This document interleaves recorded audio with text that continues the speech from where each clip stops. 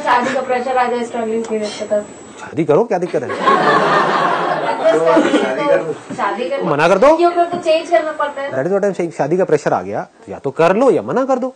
और फिर भी प्रेशर क्यों नहीं? पुलिस को फोन करो।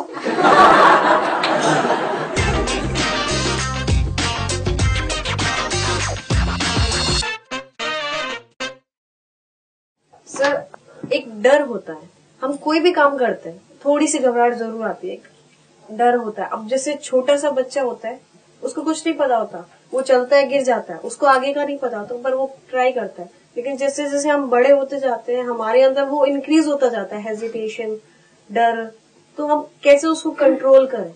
सो योर क्वेश्चन इज कि जो हमारे अंदर फियर है, और फियर बहुत तरह के हैं। कितने तरह के फियर्स होंगे हमारे अंदर? अनलिमिटेड। मतलब जितनी प्रॉब्लम्स उतने डर, है ना? तो अब इस फियर को हम ओवरकम कैसे करें? So are we asking about a particular fear related to something, और we are talking about fear in general? In general. तो कितने लोग चाहते हैं आज के सेशन का टॉपिक हो? Please have a seat, please have a seat.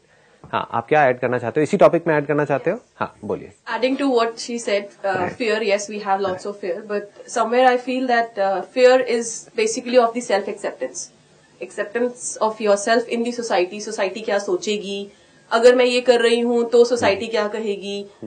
कोई लड़का अगर कुछ करना चाहता है, so I mean, not just girls. Like girls have different fears because of society and all that, because it's the male dominations.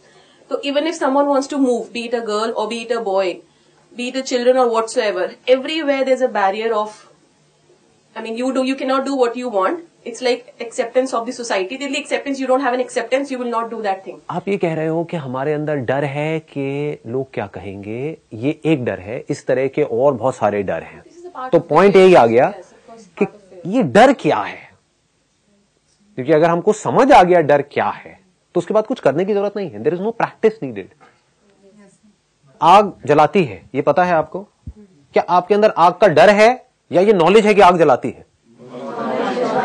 डर क्या करेगा? आपको अननेसेसरी पैरालाइज्ड कर देगा, लाइफ में कुछ भी करने नहीं देगा। जैसे बीइंग अ फीमेल, जैसे आप कह रहे हो कि ये मेल डोमिनेटेड सोसाइटी है, जो मैं एक्सेप्ट करूंगा कि अभी भी है काफी हद तक, क्योंकि मेंटालिटी वही पुरानी है जो धीरे धीरे चेंज होगी। ये 1 या 2 दिन में चेंज नहीं होगी, इट टेक्स टाइम।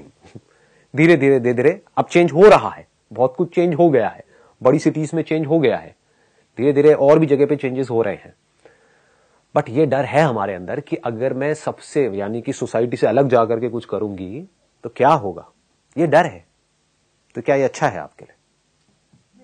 हाँ, ये कह सकते हो कि सोसाइटी के लिए अच्छा है, क्योंकि वो जो चाहती है उनका तो काम हो रहा है, समझ गए ना? हाँ, आपके घर वालों के लिए अच्छा है, क्योंकि वो आपको डर से कंट्रोल कर पा रहे हैं। लेकिन क्या आपके लिए अच्छा है? आप कहीं पर जॉब कर रहे हो और आपके गले पे एक तलवार लटका दी जाए कि अगर आपने कोई भी गड़बड़ करी तो आपको निकाल देंगे इस कंपनी से। उसकी वजह से क्या हो रहा है? आप डर करके काम कर रहे हो, काम कर रहे हो लेकिन डर करके कर रहे हो। तो ये उस कंपनी के लिए तो अच्छा है। समझ गए? क्या आपके लिए अच्छा है? और इसको और थोड़ा सा डीपली इसको टच अगर करना है आज के सेशन को, which is very very interesting, लेकिन I am not too sure कि आप लोग मेरे साथ साथ में वहां तक चल पाओगे या नहीं चल पाओगे, क्योंकि इस तरह से सोचने की हमारी आदत नहीं है। देखो, एक है तरीका हाउ टू में जाने का, ठीक है, क्योंकि हमारा माइंड सबका यही चलता है, how to how to how to. जो फिजिकल वर्ल्ड है ना, वहां पर हाउ टू जरूरी है। साइकोलॉजिकल वर्ल्ड में हाउ टू नाम की कोई चीज नहीं है। ये I am not too sure आप लोग पकड़ पाओगे इन बातों को या नहीं पकड़ पाओगे, but I am talking from a deeper level. आपके अंदर गुस्सा है, ठीक है, और आप मुझसे पूछ रहे हो how to control my anger. बताओ, कोई रास्ता है? आप मुझसे पूछते हो मेरे को गाड़ी नहीं चलानी आती है, और आप मुझसे पूछते हो how to drive this car, तो मैं कहूंगा यहां पर जाओ, इस इंस्टीट्यूट में जाकर के गाड़ी सीखो और ड्राइव करो। बट आपके अंदर गुस्सा है, किस वजह से गुस्सा है, कितना गुस्सा है, कब से गुस्सा है, उसका रीजन क्या है, वो लॉजिकल है या नहीं है। कोई हो सकता है जेन्युइनली आपका टॉर्चर कर रहा हो फिजिकल लेवल पे, उसकी वजह से आपके अंदर गुस्सा है, तो वो गुस्सा होना भी चाहिए, और मैं आपको सिखा रहा हूं कि आप कंट्रोल करो। There is no how to in that space. You need to understand what the situation is and act accordingly. ये सही तरीका होता है साइकोलॉजिकल लेवल पे काम करने का। लेकिन गड़बड़ क्या होती है, हमारी आदत ये पड़ी हुई है हाउ टू, तो हम साइकोलॉजिकल स्पेस में भी हाउ टू लगाने की कोशिश कर रहे हैं। फिजिकल में चाहिए, आपको इस एग्जाम को क्रैक करना है, क्या करना है, हाउ टू, आपको ये पढ़ना है, ये पढ़ना है, ये बुक्स पढ़नी है, इसको अच्छे तरीके से ये करना है, वहां पे जाकर के लिखना है एग्जाम के अंदर, वहां पे हाउ टू चलेगा। बट फियर में आपको डर लगता है किसी चीज से, how to overcome your fear, बताओ जी। जैसे कि एक भूत आपको दिख रहा है, आप पूछ रहे हो कि how to overcome that ghost. एक ये तरीका हो सकता है, एक ये हो सकता है व्हाट इज घोस्ट। भूत होते हैं नहीं होते हैं भूत क्या होता है, भूत है भी या नहीं है, समझ गए? इन दोनों का फर्क समझ आ रहा है।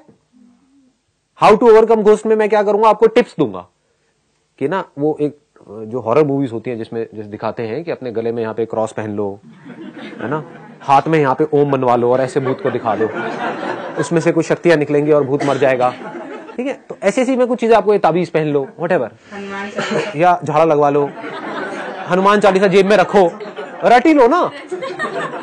जैसे भूत दिखे जय हनुमान, क्या भूत का एंटरटेनमेंट हो जाएगा, आपका होना हो, भूत कहेगा ये बंदा सही है यार, हाँ इसके साथ खेलते रहो। तो ये एक तरीका है। सुबह से रात तक आप जो भी कुछ करते हो बस इस हाउ टू में ही फंसे रहते हो। Nobody in this world asks this question, what is fear? ना आपके घर में कोई ये बात करेगा, ना कॉलेज में, ना यहाँ पे, ना वहां पे। अच्छा डर लग रहा है, अरे डरने की क्या जरूरत, आकर के आपको एडवाइस दे देंगे। उनको उसी सिचुएशन में डाल दो, वो डर जाएंगे। जैसे आपके पेरेंट्स कहेंगे कि भाई एग्जाम से क्यों डर रहा है, राइट? उनको बोलो आप दे दो ना एग्जाम, आप मत डरना। हाँ? जब तक हम किसी चीज को समझ नहीं लेते, उसका अच्छा बुरा नहीं समझ लेते, उसको तब तक हम कंट्रोल नहीं कर सकते। ये बात सही है कि सबसे पहले ये देखना चाहिए कि डर है क्या चीज, डर है क्या। दिस इज सो इंटरेस्टिंग, मुझे ऐसी चीजों में मजा आता है। मैं आपसे एक सिंपल सा क्वेश्चन पूछता हूं, can you be absolutely fearless? हाँ देखो, काम ही खत्म हो गया, काम खत्म। You are saying you can't be absolutely fearless, मतलब यू आर एक्सेप्टिंग फियर, वो फियर जो आपको बांध देता है, ये नहीं किया तो पता नहीं क्या हो जाएगा, ये किया तो पता नहीं क्या हो जाएगा। यही नहीं है आपकी लाइफ सुबह से रात तक। देखो, आराम से ऑब्जर्व करो, डर आपको बांध रहा है, ये बात आपको साफ नजर आ रही है। अगर थोड़ी सी भी अकल है तो आप देख सकते हो, जो आप करना चाहते हो वो आप नहीं कर पा रहे डर की वजह से, और जो आप कर रहे हो बिना मन के फिर भी करना पड़ रहा है, ऐसे डिसीजंस लेने पड़ रहे हैं जो आप नहीं लेना चाहते हो, फिर भी ले रहे हो डर की वजह से। ये सच है झूठ है? तो व्हाट इज फियर? सर मैं पूछ नहीं रहा हूं, एक मिनट रुक जाओ, मैं आपको पहले पूरी तरीके से तैयार कर रहा हूं ताकि हम लोग पहले एक लेवल पे आए, फिर आराम से चलेंगे। जल्दीबाजी मत करो, अपने अंदर ही अंदर मत बोलो, जितना अंदर बोलोगे उतना ही बाहर बोलोगे। पेशेंस रखो थोड़ा सा। What is fear? क्या डिजायर ही फियर की जड़ नहीं है?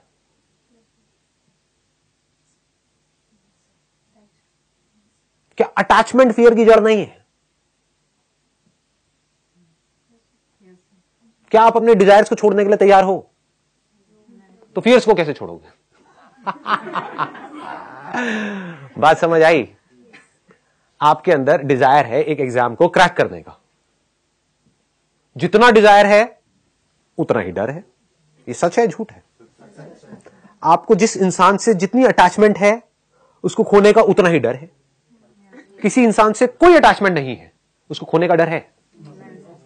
कितने लोग अभी मर रहे हैं इस दुनिया में अलग अलग जगह पर, कहीं कोई अर्थक्वेक आ रहा है, उसका डर है। क्यों नहीं?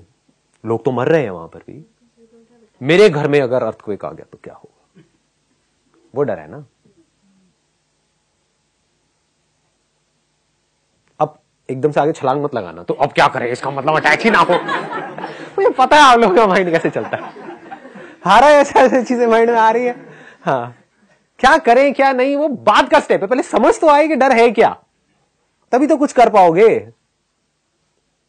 आपके अंदर किसी चीज को आपने बहुत ज्यादा इंपॉर्टेंस दी हुई है, किसी भी चीज को, तो उसको खोने का डर होगा ही होगा। ऐसा नहीं हो सकता कि ना हो। समझ गए? आपके अंदर डिजायर है कि मेरे को इस एग्जामिनेशन को क्रैक करना है, तो क्रैक नहीं हुआ तो क्या होगा? उसका डर होगा।